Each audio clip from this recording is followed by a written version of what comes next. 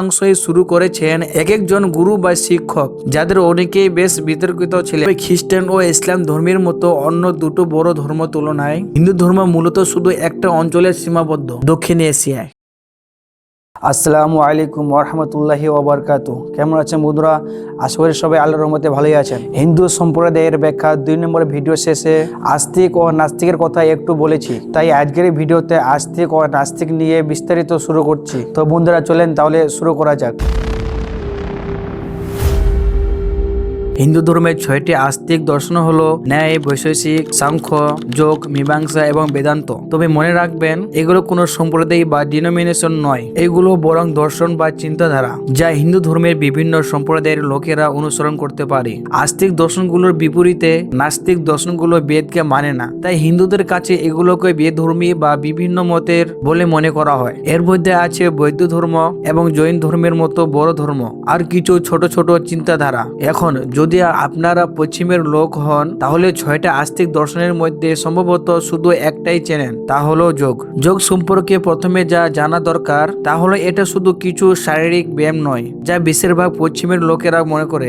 আসলে যোগ একটা পূর্ণাঙ্গ দর্শনের ব্যবস্থা, আর হিন্দু ধর্মের মধ্যে এটা অন্যতম জনপ্রিয় একটা। আপনারা সম্ভবত জানেন, বেশিরভাগ হিন্দু বিশ্বাস করে যে আমরা বারবার জন্মাই, মরি আর আবার জন্মাই, এই চক্রটা যেন কখনো শেষ হয় না। তাই হিন্দু ধর্মের মূল লক্ষ্য হলো মোক্ষ লাভ করা, অর্থাৎ এই জন্ম মৃত্যুর চক্র থেকে মুক্তি পাওয়া। যোগ দর্শন বলে যে মোক্ষ পাওয়ার জন্য আসলে 4টা ভিন্ন ভিন্ন পথ আছে, যে কোনো একটা অনুসরণ করা যায়। প্রথমে পথটা হলো কর্মযোগ। এতে কঠোর পরিশ্রম করতে হয়, ভালো কাজ করতে হয় এবং অন্যদের সেবা করতে হয়। তারপর আছে ভক্তি যোগ। এতে একটা নির্দিষ্ট দেবতার প্রতি ভালোবাসা আর ভক্তি দেখাতে হয়। সবশেষে আছে জ্ঞান যোগ, যেটা জ্ঞানে অনুসন্ধান করা, আর রাজযোগ, যেটা ধ্যানের মাধ্যমে চলে। কিন্তু আবার বলি, এই 4টা পথ মানে 4টা আলাদা সম্প্রদায়ের নয়। বিভিন্ন সম্প্রদায়ের হিন্দুরা এই একটা বা একাধিক পথকে অনুসরণ করতে পারে। হিন্দু ধর্মের মধ্যে যদি সম্প্রদায়ের মতো কিছু থাকে, তাহলে সেটাকে ভক্তি যোগের আওতায় রাখা হয়। কারণ হিন্দুদের বিভিন্ন দলে ভাগ করার সবচেয়ে সাধারণ উপায় হলো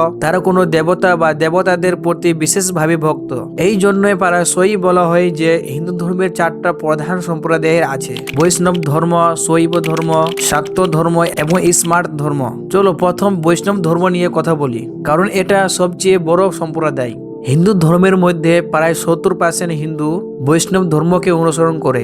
বৈষ্ণবরা বিষ্ণু দেবতাকে সর্বোচ্চ দেবতা হিসেবে পূজা করে। এর মধ্যে আছে তার বিভিন্ন অবতারগুলো, অর্থাৎ যখন তিনি মানুষ বা প্রাণী হয়ে পৃথিবীতে জন্ম নিয়েছেন, তার সবচেয়ে জনপ্রিয় দুটো অবতার হলো রাম এবং কৃষ্ণ।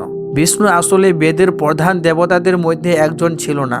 ঋগ্বেদে তার নাম মাত্র কয়েকবার এসেছে, কিন্তু সময় যত গেছে তিনি অন্য অনেক দেবতার গুণ আর গল্প নিজের মধ্যে নিয়েছেন, আর ধীরে ধীরে খুব গুরুত্বপূর্ণ হয়ে উঠেছেন। উদাহরণ দিই, প্রাচীনকালে ভারতের একটা দল একজন দেবতার পূজা করত, তার নাম ছিল বাসুদেব। পরে এই বাসুদেবকে আরেক দেবতা কৃষ্ণর সাথে এক করে দেওয়া হয়। কৃষ্ণকে পূজা করত আরেকটা দল।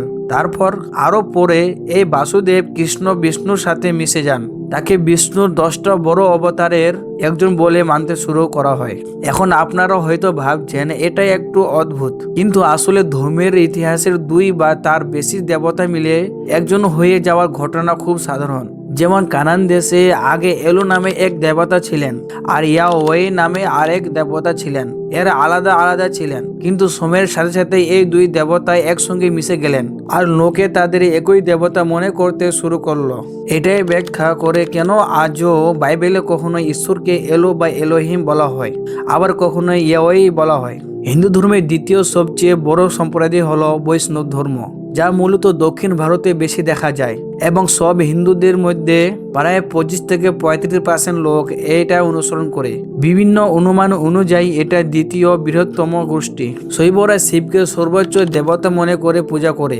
বিষ্ণুর মতো শিবকে ঋগ্বেদে একদমই উল্লেখ করা হয়নি সরাসরি শিবের নামে, কিন্তু ঋগ্বেদে রুদ্র নামে এক দেবতার কথা আছে, যিনি শিবের সাথে খুব মিলে যান। তাই রুদ্রকে শিবের সঙ্গে খুব ঘনিষ্ঠভাবে যুক্ত করা হয়। সময়ের সাথে রুদ্র পরে শিব হয়ে ওঠেন। শৈব ধর্মকে বৈষ্ণব ধর্ম থেকে আলাদা করে আরেকটা বড় বিষয় হলো শিবকে প্রায় মানুষের মতো রূপ না দেখিয়ে অমানবীয় রূপে পূজা করা হয়। অনেক মন্দিরে শিবকে শুধু একটা সাধারণ পাথরের আকারে দেখানো হয়, যাকে বলা হয় লিঙ্গম। অনেকে ভাবেন যে এই লিঙ্গম আসলে পুরুষাঙ্গ, কিন্তু আসলে এটা সত্যি নয়। লিঙ্গম মানে শুধু চিহ্ন বা প্রতীক, এটা শিবের অরূপ স্বরূপ, সৃষ্টি স্থিতি লয়ের প্রতীক বা শিব শক্তির মিলনের প্রতীক। এটা যৌনাঙ্গের প্রতীক বলে ভাবাটা ভুল ধারণা। লিঙ্গম আসলে শুধু এই কথাটাই বোঝায় যে শিবের কোনো সত্যিকারের রূপ নেই, অর্থাৎ তিনি অরূপ। এটা শিবের অসীম নিরাকার রূপের প্রতীক। বাকি প্রায় 5% হিন্দু অনুসরণ করে শাক্ত ধর্ম অথবা ইসমাত ধর্ম। শাক্ত ধর্ম খুব কাছাকাছি শৈব ধর্মের সাথে, কিছু পার্থক্য এটাই, শৈবরা সর্বোচ্চ দেবতা হিসেবে পুরুষ দেবতা শিবকে পূজা করে, আর শাক্তরা সর্বোচ্চ দেবতা হিসেবে নারী দেবী শক্তিকে পূজা করে। এই শক্তি পার্বতী, শিবের স্ত্রী নামে আরেক নামে পরিচিত। যেমন আগে বলেছি, এই সর্বোচ্চ দেবী শক্তি অনেক রূপে আসেন। কখনো মিষ্টি ও ভালোবাসার রূপে হলেন পার্বতী, কখনো যোদ্ধা দেবী দুর্গা, আবার কখনো ভয়ঙ্কর দেখতে তিনি হলেন কালী। হিন্দু ধর্মের আরেকটা শাখা আছে যার নাম ইসমাত সম্প্রদায়। এখানে 5টা দেবতাকে সমানভাবে পূজা করা হয়: গণেশ, শিব, শক্তি, বিষ্ণু আর সূর্য। লক্ষ্য করেন, স্মার্ট ইজম শব্দটা এসেছে স্মৃতি থেকে। আমরা আগে স্মৃতির কথা শুনেছি, এটা বেদের পরে লেখা হিন্দু শাস্ত্রের একটা বড় অংশ। বর্তমানে হিন্দু ধর্ম এখন পৃথিবীর 3য় বৃহত্তম ধর্ম। এর অনুসারীরা আছে প্রায় 120 কোটি বা 1.2 বিলিয়ন মানুষ। আজকের হিসাবে 2026 সালে হিন্দুদের সংখ্যা অনুমানিক 1.1 থেকে 1.2 বিলিয়নের মধ্যে। তবে খ্রিস্টান ও ইসলাম ধর্মের মতো অন্য দুটো বড় ধর্ম তুলনায় হিন্দু ধর্ম মূলত শুধু একটা অঞ্চলের সীমাবদ্ধ, দক্ষিণ এশিয়ায়। আর যেখানে দক্ষিণ এশিয়ার বাইরে হিন্দু ধর্ম পালন করতে দেখা যায়, সেটা প্রায় সব সময়ই দক্ষিণ এশিয়ারই বংশোদ্ভূত মানুষের মধ্যে। এর একমাত্র ব্যতিক্রম হলো নতুন হিন্দু আন্দোলনগুলো, যেগুলো 20 শতাব্দীর মাঝামাঝি থেকে পশ্চিমা দেশগুলোতে গড়ে উঠেছে। এর মধ্যে অধিকাংশই শুরু করেছেন এক একজন গুরু বা শিক্ষক, যাদের অনেকেই বেশ বিতর্কিত ছিলেন বা আছেন। এদের সবার কথা বলতে গেলে আর একটা পুরো ভিডিও লাগবে, তাই শুধু দুজনের কথা বলছি। প্রথম জন হলেন ভক্তি বেদান্ত স্বামী প্রভুপাদ। তিনি international society for Krishna consciousness বা ইসকন প্রতিষ্ঠা করেন, যাকে সাধারণত হরে কৃষ্ণ নামে জানা যায়, কারণ তারা বারবার হরে কৃষ্ণ আর হরে রাম বলে মন্ত্র জপ করেন। হরে শব্দটা বিষ্ণুর আরেক নাম। আর আমরা আগে শিখেছি যে কৃষ্ণ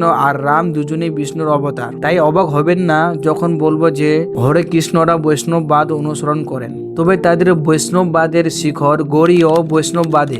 এটা শুরু হয় প্রায় 1500 খ্রিস্টাব্দে থেকে, আর এতে কৃষ্ণকে সর্বোচ্চ দেবতা হিসেবে দেখা হয়। এই গৌড়ীয় বৈষ্ণববাদের প্রতিষ্ঠাতা ছিলেন চৈতন্য মহাপ্রভু, যিনি ভক্তি ও হরিরাম সংকীর্তনের উপর খুব জোর দিয়েছিলেন। প্রভুপাদ নিজেই একজন বিতর্কিত ব্যক্তি ছিলেন। তার কিছু কথা জাতি ভেদবাদী, ইহুদি বিরোধী, নারী বিদ্বেষী এবং শ্রেণীভেদী বলে সমালোচিত হয়েছে। তার মৃত্যুর পরেও এই বিতর্ক চলতে থাকে। ইসকন এর নেতারা পরে স্বীকার করেন যে তাদের সংগঠনে শারীরিক এবং যৌন নির্যাতন হয়েছে, বিশেষ করে শিশুদের উপর। এরপর তারা তাদের খ্যাতি ফিরিয়ে আনার জন্য কিছু পদক্ষেপ নিয়েছে এবং আশা করা যায় যে ভবিষ্যতে শিশুদের আরো ভালোভাবে রক্ষা করা হবে। আরেকজন গুরুর কথা বলতে চাই, তিনি হলেন মহর্ষি মহেশ যোগী। অনেকে তাকে শুধু বিটলস ব্যান্ডের সঙ্গে যুক্ত থাকার জন্য চিনেন, কিন্তু আসলে তিনি ট্রান্সেন্ডেন্টাল মেডিটেশন আন্দোলনের প্রতিষ্ঠাতা। এটাকে ধর্মহীন পদ্ধতিতে বলে প্রচার করা হলেও এর শিখর আছে হিন্দু ধর্মের শতাব্দী ধরে চলে আসা ধ্যানের কৌশলে। ঠিক আছে বন্ধুরা, এটাই ছিল হিন্দু ধর্ম এবং এর প্রধান শাখাগুলোর একটা সংক্ষিপ্ত পরিচয়। যদি আপনারা আমার উমাইয়া খেলাপথ, উসমানী খেলাপথের ভিডিওগুলো না দেখে থাকেন, তাহলে এই ভিডিও ডিসক্রিপশনে ভিডিও লিঙ্ক দেওয়া আছে, ওখান থেকে দেখে নেবেন। তো বন্ধুরা, ভিডিওটা কেমন লাগলো, ভালো লাগলে কমেন্ট করে বলবেন আর অন্যজনকে দেখার সুযোগ করে দিবেন। আর অবশ্যই সাবস্ক্রাইব করতে ভুলবেন না।